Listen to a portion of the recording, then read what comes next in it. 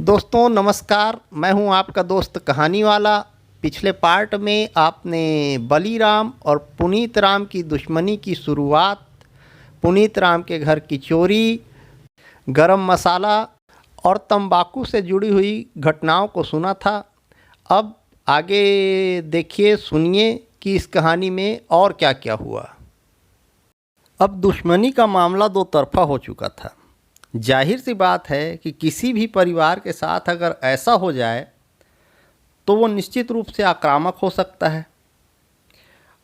और ऐसा ही पुनीत के परिवार का भी सोचना था, विचारधारा ऐसी बनने लगी, वो लोग भी बदला लेने की बातें सोचने लगे। और बदला लेने के लिए वो लोग खुद को कमज़ोर पाते थे जब विचार करते थे कि हम कैसे बदला लें। हालांकि वो लोग मन के अच्छे थे। मेरी जानकारी और विश्वास के अनुसार उन लोगों में ऐसी कोई बुराई नहीं थी कि वे किसी के प्रति गलत भावना रखते हों। लेकिन वो लोग बदला लेने की बात पूरी तरह सोचने लगे और उन्होंने भी एक संकल्प जैसा कर लिया कि हमें उस परिवार से बदला लेना ही है जिसने हमारे घर में चोरी की थी। अब यहाँ एक समस्या थी। गोविंद और पुनीत राम का जो परिवार था उसमें कुल 4 सदस्य थे और वो भी मजदूर स्तर के लोग थे। जबकि दूसरी तरफ बलीराम का परिवार बहुत बड़ा था और सिर्फ परिवार बड़ा नहीं था बल्कि उनका पूरा घराना बहुत बड़ा था। उस घराने में, उस गांव में कई अन्य परिवार उनके रिश्तेदार थे, जिसके कारण उन लोगों का काफ़ी दबदबा था। इसलिए जाहिर बात थी कि पुनीत राम का परिवार आमने सामने की लड़ाई करके उन लोगों से बदला नहीं ले सकता था। बलीराम के परिवार को कोई किसी भी तरह का नुकसान पहुंचाना उनके लिए संभव नहीं था। और उन लोगों ने इसी अपनी कमजोरी को समझते हुए बदला लेने का मौका वो लोग तलाशने लगे। और उन लोगों ने एक निर्णय किया कि हम समय आने पर, सही मौका होने पर, सही मौका आने पर एकदम सटीक चोट करेंगे और बलीराम के परिवार को ज़्यादा से ज़्यादा नुकसान पहुंचाएंगे। इन विचारों के बीच थोड़ा समय और बीता और फसलों की कटाई का मौसम आ गया। फसलों की कटाई हुई, मौसम ठंड का था। फसलें जब कटी हुई थीं तब फसलों के ढेर बनाए गए थे। बड़े बड़े ढेर बनाए जाते हैं देहातों में, गाँवों में। लोग अपने घरों में दुबके हुए थे, रात का वक्त था। इस दौरान पुनीत राम के परिवार ने एक निर्णय किया और निर्णय को हरकतों में बदलते हुए पुनीत राम के लड़के गोविंद ने रात को दबे पांव छुपकर उनके खलिहान में वो गया और उसने फसल के ढेर में आग लगा दी। आग लगी और फसल का ढेर बुरी तरह जलने लगा। अच्छा, एक बात यहाँ पर फिर खास है कि पुनीत राम का परिवार आज की तारीख तक इस बात से इनकार करता है कि फसल के ढेर में उन्हीं लोगों ने आग लगाई थी। जो भी हो, आग किसी ने भी लगाई हो, बलीराम के परिवार ने इस बात का आरोप पुनीत राम के परिवार पर ही लगाया था, आग लगाने का। अब फसल के ढेर में आग लगी। बहुत बड़ा ढेर था, साल भर की मेहनत थी। फसल धू धू करके जलने लगी। आपने अगर कभी फसलों के ढेर को जलते हुए देखा होगा तो आपको मालूम होगा कि किस तरह खील की फूटती है धान के दानों से। एकदम से खील फूटने लगी, लपटें आसमान को छूने लगीं, सभी तरफ उजाला हो गया और मिनटों में बलीराम के पूरे परिवार की साल भर की मेहनत पर पानी फिर गया। एक पूरे साल के लिए उनके लिए आर्थिक संकट खड़ा हो गया, क्योंकि अब न फसल बाकी थी, न फसल बेचने को कुछ था उनके पास, न खाने को कुछ था। ये तो पुनीत राम के परिवार का बदला हुआ। अब आगे क्या क्या हुआ देखते जाइए। अनाज के ढेर में आग किसी ने भी लगाई हो, लेकिन बलीराम का परिवार यही समझता था कि ये काम पुनीत राम और उसके परिवार के सदस्यों का था। लिहाजा अगले दिन फिर एक घटना हुई। अगली रात जब पुनीत का लड़का गोविंद दुकान की तरफ जा रहा था, उस दौरान एक सुनसान जगह पर, वो बाइक पर था गोविंद, एक सुनसान जगह पर महेंद्र और उसके कुछ साथियों में उसके कुछ दोस्त और उसी के गांव के उसके अन्य रिश्तेदार शामिल थे। उनकी संख्या 6-7 से कम नहीं रही होगी। लोगों के बताए मुताबिक मैं आपको बता रहा हूँ। उन 6-7 लोगों ने एक लंबा डंडा मारकर पहले तो चलती मोटरसाइकिल से गोविंद को नीचे गिराया, और जब गोविंद नीचे गिर गया तो वो लोग उस पर टूट पड़े और बहुत बुरी तरह बेहद तहासा उन लोगों ने उसकी पिटाई की। गोविंद छटपटाता रह गया, वो अकेला था, पहले ही बाइक से गिरने के कारण उसकी हालत बिगड़ चुकी थी। उसके बाद जिसे जैसा मौका मिला, जो अंग मिला, जहाँ चोट लगे, किसी भी बात के बारे में सोचे समझे बिना उसकी लगातार बहुत देर तक धुनाई की गई, और यह धुनाई इतनी खतरनाक थी कि आखिरकार गोविंद बेहोश हो गया। गोविंद बताता है कि उन लोगों के सर पर खून सवार था, उन लोगों पर गोविंद की चीखों का या छोड़ देने की गुहार का कोई असर नहीं पड़ रहा था। आखिर गोविंद बेहोश हुआ, और बेहोश होने पर ऊपर वाले का शुक्र था कि वे लोग उसकी हत्या के उद्देश्य से नहीं आए थे। वहाँ बड़ी आसानी से गोविंद की हत्या की जा सकती थी, लेकिन उन लोगों ने गोविंद को जान से नहीं मारा, बल्कि बेहोश होने के बाद उसी हालत में उन लोगों ने उसे वहाँ सड़क पर छोड़ दिया और अपने रास्ते निकल लिए। गोविंद काफ़ी देर तक सड़क पर बेहोश रहा। काफ़ी देर बाद आते जाते राहगीरों ने गोविंद को देखा और वे उसे उठाकर उसके घर ले गए। घर पहुंचकर उन्होंने गोविंद को उसके माता पिता और बहन के हवाले किया और बताया कि लड़का हमें सड़क पर बेहोश मिला था, आप लोग आगे की बातें देख लीजिए। गोविंद को उस हालत में देखकर परिवार वालों की हालत बिगड़ने लगी, और उनकी भी समझ में नहीं आ रहा था कि इस हालत में क्या करना चाहिए। खैर, जैसा भी हो, उन लोगों ने गोविंद का तात्कालिक इलाज शुरू किया और अगले दिन उसे हॉस्पिटल ले जाने के बारे में सोचने लगे, ले जाने की तैयारी करने लगे। लेकिन दोस्तों, मामला अब यहाँ पर भी ख़त्म नहीं हुआ था। दुश्मनी की ये आग बहुत आगे जाने वाली थी। परिवार का ये विचार था कि अगली सुबह हम गोविंद को हॉस्पिटल ले जाएंगे, क्योंकि उस समय उस क्षेत्र में ऐसी व्यवस्था नहीं थी कि रात के समय किसी को हॉस्पिटल ले जाया जाए, और जो भी हो, गोविंद लगभग मरणासन्न स्थिति में नहीं था, इसलिए तुरंत उसे हॉस्पिटल न ले जाकर सुबह हॉस्पिटल ले जाने का फैसला किया गया था। अब जब अगली सुबह वे लोग घर से निकलने ही वाले थे, तैयारी कर रहे थे हॉस्पिटल जाने की, ठीक उसी समय बलीराम का पूरा परिवार, यूँ कहें कि पूरा घराना, यानी एक ही गांव के कई परिवारों के लोग दंदनाते हुए उनके घर के सामने पहुंच गए। सामने पहुंचकर वे लोग दरवाजे को पीटने लगे। आखिरकार दरवाज़ा उन लोगों ने ज़बरदस्ती खुद ही खोल लिया।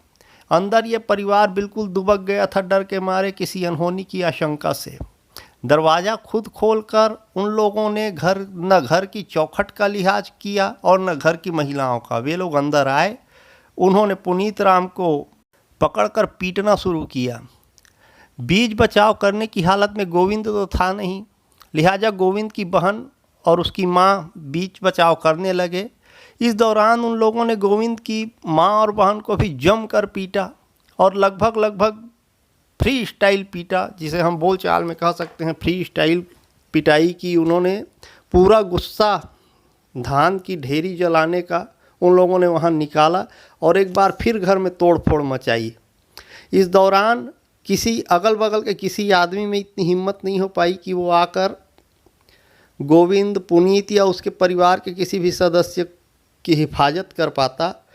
आखिरकार उन 4 लोगों की हालत बहुत ज़्यादा बिगड़ गई। पहले गोविंद ऑलरेडी बिस्तर पर था, अब बाकी जो 3 सदस्य उसे हॉस्पिटल पहुंचाने की सोच रहे थे, वो तीनों भी बिस्तर पर पहुंच गए।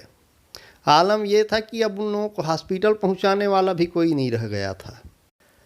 दोस्तों, जब किसी परिवार की या किसी व्यक्ति की भी ऐसी सामूहिक धुलाई हो जाए, इतना बुरी तरह उसे पीट दिया जाए, तो जाहिर बात है कि शरीर का दर्द अपनी जगह है, शरीर के दर्द से ज़्यादा उसे बेइज्जती का दर्द सताएगा।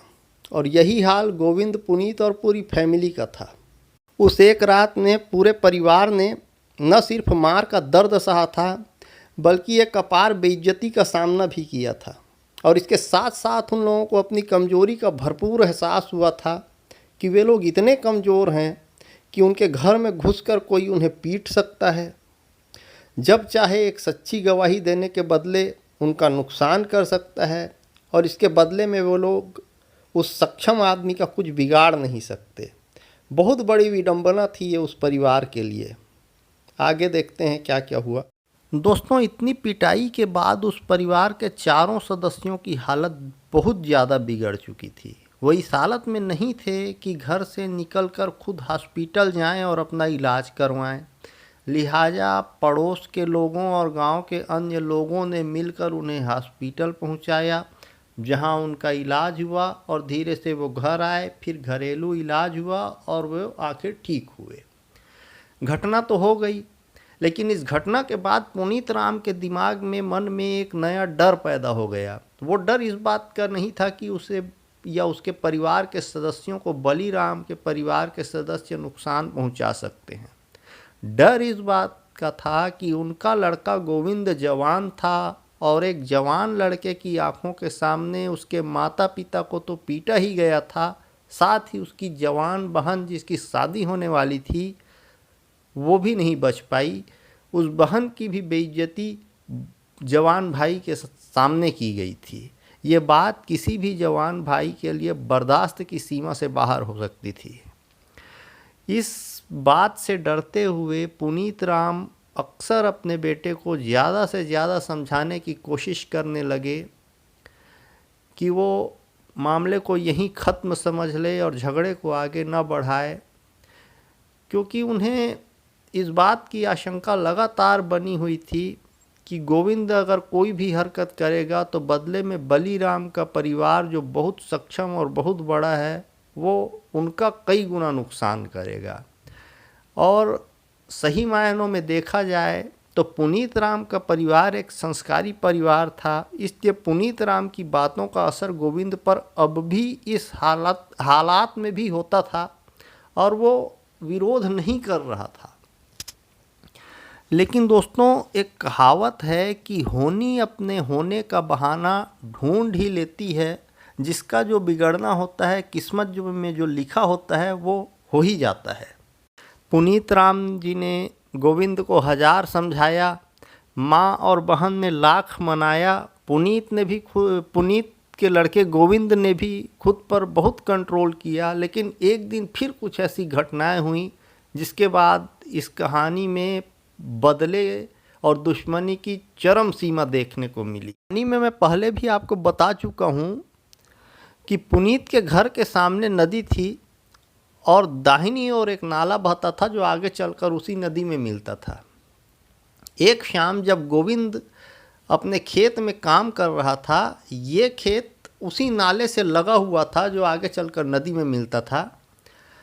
और खेत में काम करके गोविंद शाम के वक्त वापस आ रहा था अपने घर की तरफ। और एक ख़ास बात यहाँ पर कि उस समय गोविंद के हाथ में एक बेहद तेज धार वाली छोटी कुल्हाड़ी थी। अक्सर गांव के लोग जब खेत या जंगल की तरफ जाते हैं तब उनके हाथ में फावड़ा या छोटी कुल्हाड़ी ज़रूर होती है। दोस्तों, उस दिन महेंद्र शाम के समय उस नाले के किनारे बैठकर मछली पकड़ रहा था कांटा लगाकर, और गोविंद अपनी धुन में चलता हुआ उसी तरफ आ रहा था जिधर महेंद्र बैठा हुआ था। बात शांत थी और किसी प्रकार की किसी भी घटना की आशंका उस समय तक नहीं थी। लेकिन जैसे ही गोविंद महेंद्र के थोड़ा पास पहुंचा, तब महेंद्र ने एक बदतमीजी वाली मुस्कान से गोविंद को देखा। साथ ही उसकी मुस्कान में वही जीत की भावना झलक रही थी, जैसे हम कोई विजेता हों और गोविंद और उसका परिवार कोई हारा हुआ सैनिक हो।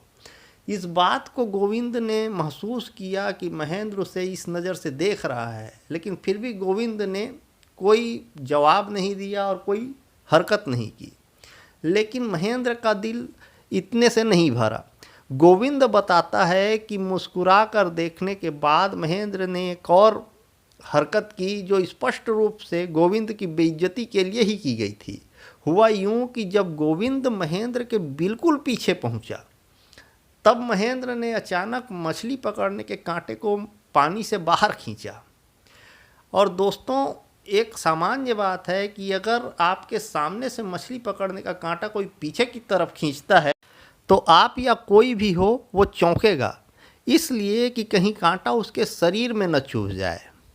यही हुआ गोविंद के साथ। जब महेंद्र ने कांटे को बाहर खींचा तो गोविंद भी बुरी तरह चौंका और उछल पड़ा। ये देखकर महेंद्र हंसने लगा। ऐसा गोविंद बताता है आज की स्थिति में। जब महेंद्र हंसने लगा तो गोविंद की भावनाएं गोविंद के नियंत्रण से बाहर हो गईं। वो अब खुद पर काबू नहीं रख पाया, क्योंकि वो इस बात को बहुत ही बुरी तरह अपनी बेइज्जती की तरह लेने लगा और वो कंट्रोल में नहीं रह पाया। इसके बाद गोविंद ने आओ देखा न ताव और अपनी तेज धार वाली कुल्हाड़ी से सीधा महेंद्र के कंधे पर वार किया। वार शायद उसकी गर्दन पर ही किया गया था, लेकिन चोट कंधे पर लगी और कुल्हाड़ी उसके कंधे में धंस गई। जैसे ही कुल्हाड़ी महेंद्र के कंधे में धंसी, महेंद्र बड़े जोर से चिल्लाया, जिसे सुनकर अन्य लोगों का ध्यान उधर गया। और प्रत्यक्षदर्शी बताते हैं कि जब कंधे पर कुल्हाड़ी लगी और कुल्हाड़ी गोविंद ने खींचकर दोबारा बाहर निकाली, उसके बाद गोविंद नहीं माना। उसने कई बार महेंद्र पर वार किए कुल्हाड़ी से, जिसकी वजह से कुल्हाड़ी महेंद्र के शरीर में सिर, गला, छाती, पेट और भी अन्य अंगों में बुरी तरह धंस गई थी। गोविंद ने लगभग महेंद्र का एक हाथ काट ही डाला था और उसकी गर्दन पर भी बहुत गंभीर वार किया था। महेंद्र इस तरह से अचानक हुए हमले को संभाल नहीं पाया और लड़खड़ा कर नदी के ही पानी में गिर गया। नदी का पानी महेंद्र के खून से लाल हो गया और आखिर वहीं महेंद्र की जान चली गई। हालांकि इस घटना के बाद कई प्रत्यक्षदर्शी लोग दौड़कर वहां आए। उन्होंने महेंद्र को निकाला। थोड़ी देर में महेंद्र के परिवार वाले भी वहां आ गए, पुनीत के परिवार वाले भी वहां आ गए। महेंद्र के परिवार वालों ने महेंद्र को हॉस्पिटल पहुंचाया, जहां पहुंचने पर हॉस्पिटल में डॉक्टर ने उसे मृत घोषित कर दिया।